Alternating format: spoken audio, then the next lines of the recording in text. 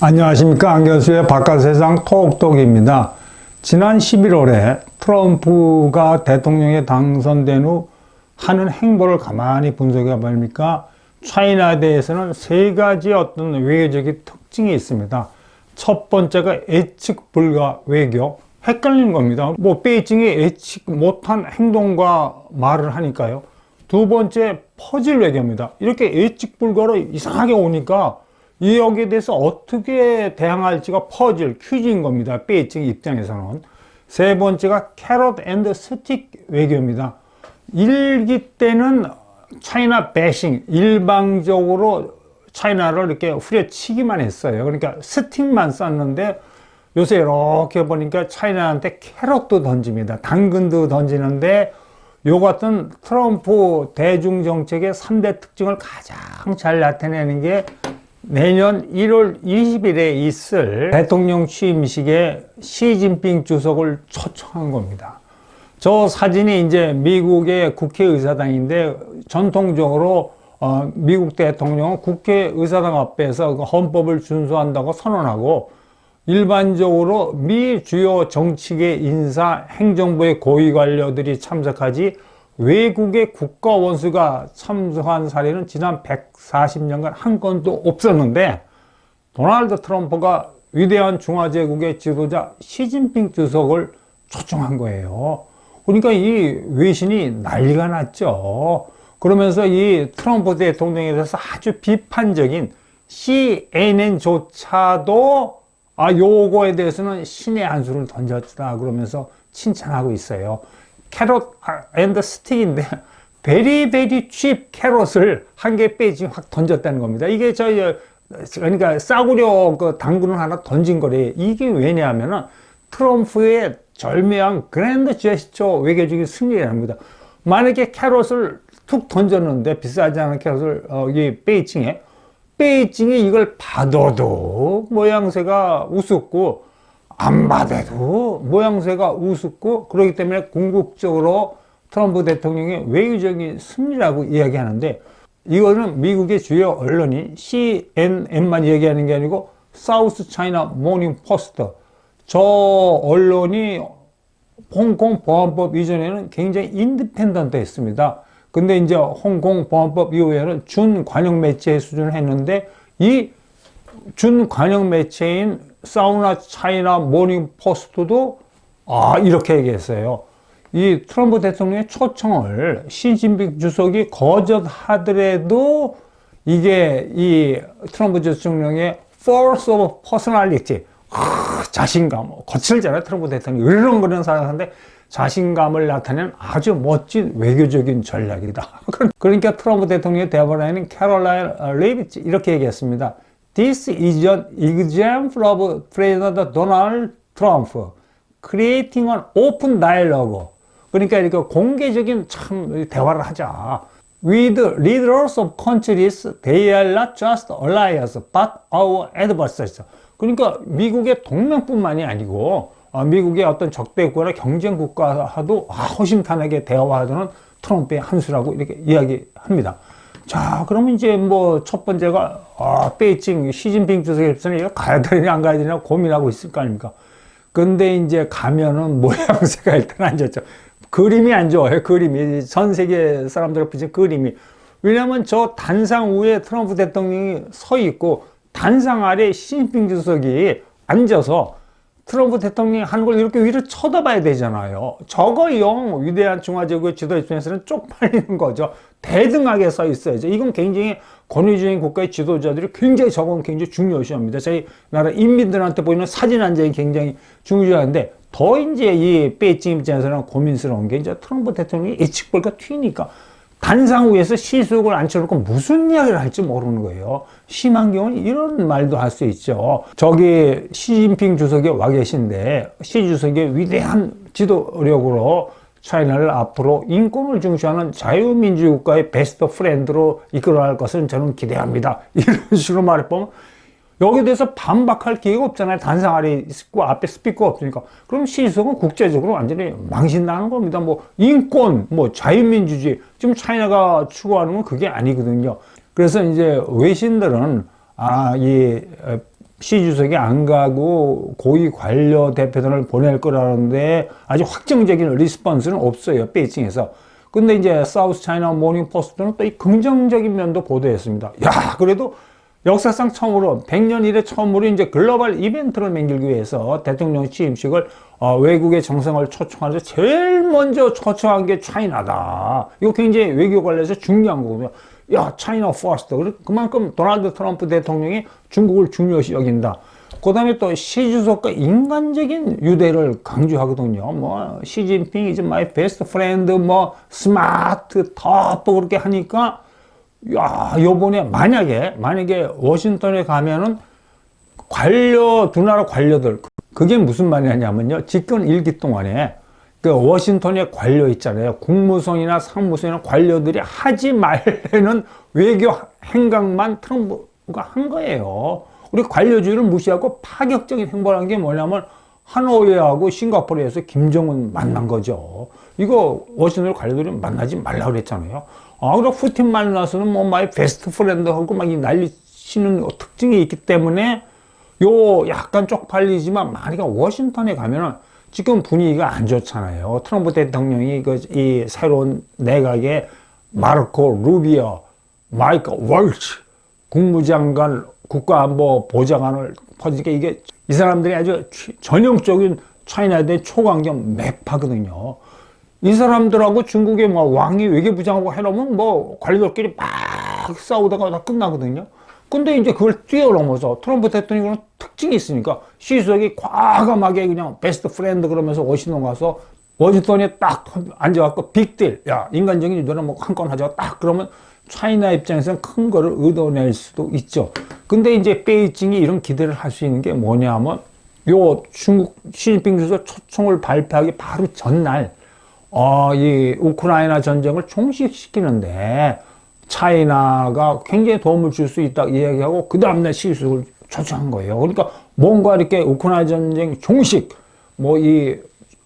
트럼프 행정부의 차이나 배싱 사이에 무슨 빅딜을 하면 베이징에 유리한 결과가 나올 수도 있죠. 근데 이제 두 번째 특징은 퍼즐맥이잖아요. 헷갈리는 거예요. 트럼프 대통령이 쓰는 전략은 전형적으로 배드가이 국가의 전략입니다. 우리말로 하면 선역 악역 전략이에요. 그러니까 루비오 국무장관, 월츠 안보보좌관 같이 총안경 매파를 앞에 내세우고 그러니까 막 그냥 베이징을 막 후려치는 거죠. 뭐 이 관료주의 차원에서 자기는 뒤에서 이렇게 팔짱 끼고 야 그러지 마 그러면서 시주석하고 만약에 빅딜을 할 필요가 있을 때는 약간 양보하고 이렇게 뭐 이 국가적인 실력을 취하는 건데 이게 어느 나라 국가 지도자가 대정책을 하든지 대내 정책을 하든지 굉장히 중요한 겁니다. 그리고 베이징이 은근히 기대하는 게 대만 문제에 대해서 트럼프가 헷갈리는 메시지를 보내는 거예요. 그게 무슨 말이냐면 MBC하고 인터뷰를 하는데 만약에 이 차이나가 대만을 무력 침공하면 어떻게 하는 거에 대해서 뭐 확실히 미군을 보내갖고 방해하겠다 그런 대답을 안 하고 이상하게 레토릭 있는 말 해갖고 이거는 침공하면 미국이 도와주겠다는 건지 군사적으로 안 도와주는 건데 애매하고 뭐라고 그러냐면 시진핑 주석과 나는 아주 좋은 관계라고 하니까 이게 대만 문제가 헷갈리고 그 다음에 또 베이징이 기대 갖는 거는 야 타이완 너희들 프로텍션 피네 너 미국이 지켜지는데 공권 어딨냐 너희 프리런치 하고 있어 그러니까 너희 지금 국방비가 GDP의 2.45%인데 그건 말이 안 돼. GDP 10%를 올리라고 뭐 그런 소리 하니까 이거 참고로 말하면 대만이 국방비를 10% 올리면 대만 경제가 후들대죠. 이런 식으로 트럼프 대통령이 막 헷갈리는 메시지를 보내니까 지난 리마에서 시진핑 주석이 민주당 대통령 만났을 때 당신하고는 이야기 안 할래.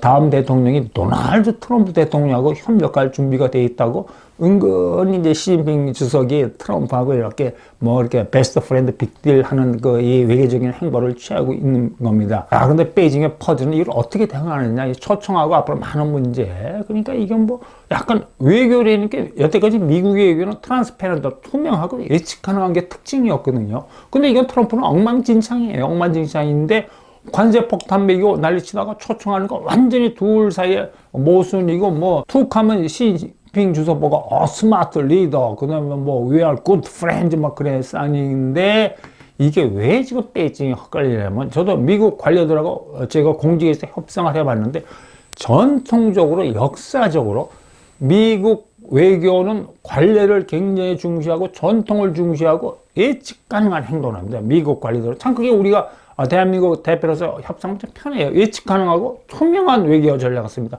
이게 투명한데 중국은 역대까지는 저돌적이고 막 예측 불가한 행동을 많이 했잖아요. 중국이 이 민주국가 아니기 때문에 최고위층이 어떤 결정을 내리면 외교관들 사이 실무적으로 이렇게 합의했다가도 확 바뀌고 예측이 불가하고 뭐 툭 하면 미국에 대해서 강한 보복하고 늑대 외교를 했는데 이거는 지금까지예요. 도널드 트럼프가 대통령에 취임하기 전까지가 이 외교인데 특히 민주당 행정부 이건데 도널드 트럼프가 되면서 완전히 바뀌어버렸어요. 미국의 외교가 예측 불가 퍼즐 외교, 캐럿 앤드 스틱 외교로 바꾼 겁니다. 근데 이제 일부에서는 트럼프 대통령이 이런 예측 불가 외교를 비판하죠. 이게 좀 말이 되느냐. 그래도 미국이 자유세계 지도인 미국의 민주국가가 좀 예측할 수 있는 외교를 해야 된다 그러는데 외교 전문가들은 이렇게 얘기합니다. 이런 예측 불가 외교는 미국이 일본이나 한국이나 프랑스, 독일 같은 자유민주주의 동맹하고 할 때는 예측 불가 외교는 이건 좋지 않다 확실히. 그렇지만 권위주의적인 국가, 차이나, 북한, 러시아 이런 나라라고 할 때는 이 예측 불가 외교가 상당한 효과가 있다. 왜냐하면 상대방들은 워싱턴이 항상 트랜스페런트하고 여기서 대응하는 매뉴얼이 있는데 근데 트럼프 대통령이 뭐 취임식 초청식으로 막 예측 불가 퍼즐 외교를 하니까 막 베이징, 모스크바 당황하고 혼란하고 결국은 트럼프 대통령이 요구하는 대로 트럼프 대통령이 기본적으로 막 이런 예측 불가의 기본적인 목적은 협상에서 레버리지, 협상력을 높이기 위한 거예요. 그래서 상대방을 강하게 맹기라고 협상 테이블에 끌어내는 겁니다. 일단 협상 테이블에 끌어내면은 외신이 보도하면 뭐 차이나의 지도자인지 러시아의 지도자는 월드 톱 가이 리더하고 그러니까 이 세계에서 가장 거친 협상에 달려있는 도널드 트럼프하고 협상을 해야 된다 이렇게 이야기하고 있고 또 이제 베이징이 지금 이 트럼프의 초청에 응하느냐 마느냐 할 때 고려해야 될 게 지금 민주당 행정부가 막판에 거칠게 차이나 배신을 하고 있어요. 그러니까 뭐 이 미 상무성이 중국의 범용 반도체까지도 무역 조사한다는 겁니다. 그러니까 이 무역 조사하는 게 뭐냐면 미국 메이드 인 차이나 범용 반도체가 미국 시장에 들어올 때 30 내지는 50%까지 덤핑으로 때리는데 뭐 심지어 원가 이하로 때리고 있다. 그 이제 무역 조사를 하고 차이나 텔레콤 있지 않습니까? 지금 미국 내에서는 알려낸 게 미국 뭐 주요 정치인 뭐 벤스 부통령 이런 사람들의 휴대폰이 도청당한다는 거예요. 그렇기 때문에 차이나 텔레콤에 대해서도 최근에 철퇴를 내렸는데 요게 뭐 무역 조사가 뭐고 몇 개월 걸리거든요. 요 결과 나오는 게 트럼프 대통령이 취임한 이후에요. 요 결과를 갖고 어떻게 차이나를 배신할지 그냥 빅딜로 놔둘지는 트럼프 정권이 정하는 겁니다. 그렇기 때문에 아주 미묘한 관계인데 외신은 결론적으로 말해서 뭐 지금은 참석 안 하는 분위기입니다. 그렇지만 만약에 마지막 판에 생각을 봐서 참석하게 되면은 이거는 도널드 트럼프가 취임하면 첫 번째 큰 외교적 승리일 거다. 왜냐하면 그 사이에 차이나는 미국이 하도 차이나를 배신하니까 엔타이 서방 얼라이언스를 구성했어요. 힘겹게 푸틴 로 리미트 어그리멘트 그러고 뭐 북한 이란하고 이렇게 반서구 동맹을 맺었는데 쫄랑쫄랑 중국의 지도자가 워싱턴으로 가서 취임식에 가서 앉아 있으면 러시아하고 북한하고 이란하고 멀어지면 트럼프 외교의 첫 번째 승리라고 이야기하는 겁니다. 자, 그럼 마지막으로 끝이기 전에 이제 또 많은 전문가들이 얘기하는 게, 야, 이렇게 뭐 관세 폭탄 매겠다고 난리 치는데, 저게 협상용이냐? 그게 뭐냐면, 멕시코하고 캐나다 때 관세 폭탄 매겠다는 걸 무조건 때리겠다는 게 아니에요. 멕시코에서 불법 이민자들이 미국으로 들어오는데, 이 불법 이민자들이 멕시코 사람뿐만이 아닙니다. 저 남미 에콰도르부터 쭉 사람들이 어떤 이 불법 이민 행렬이 이렇게 하고 이 파나마 지나고 멕시코 지나서 미국으로 들어오는데 그 사이에 멕시코 정부가 거의 핸드오프하고 이러고 있었어요. 그러니까 그냥 미 국기로 들어오니까 트럼프 대통령이 야, 너희들 멕시코 정부 너희들 막어. 너희들이 얼마든지 거기서 막을 수 있느냐. 너희들 안 막지 않느냐. 너희들 멕시코 이민 안 막으면은 25% 관세 때리겠다는 거예요. 근데 이제 멕시코 정부가 깜짝 놀라고 진짜 막으니까 멕시코 통해서 미국으로 불입국하는 그 이민자 숫자가 떨어지더라고요. 그러니까 이게 트럼프의 협박 외교가 관세 폭탄 외교가 효과가 있는 거예요. 전혀 뭐 엉뚱한 외교는 아닌 거. 근데 또 이렇게 멕시코 정부가 규제하니까 또 이 불법 이민자들이 캐나다로 가고 캐나다를 통해서 미국 들어오는 거예요. 그러니까 캐나다한테도 야, 너 막어. 25% 때리겠다고. 그러니까 이거는 실제로 보복하는 게 아닌가 어떤 외교적인 레버리지, 협상력을 높이기 위한 협상력이라는 게 이게 캐나다나 멕시코나 뭐 이 유럽 같은 나라한테 맞는 건데 진짜 보복하느냐. 차이나에 대해서는 진짜 보복 얘기가 있는 것 같습니다. 오늘은 여기까지 하겠습니다. 여러분 오늘 원더풀 하십시오. 감사합니다.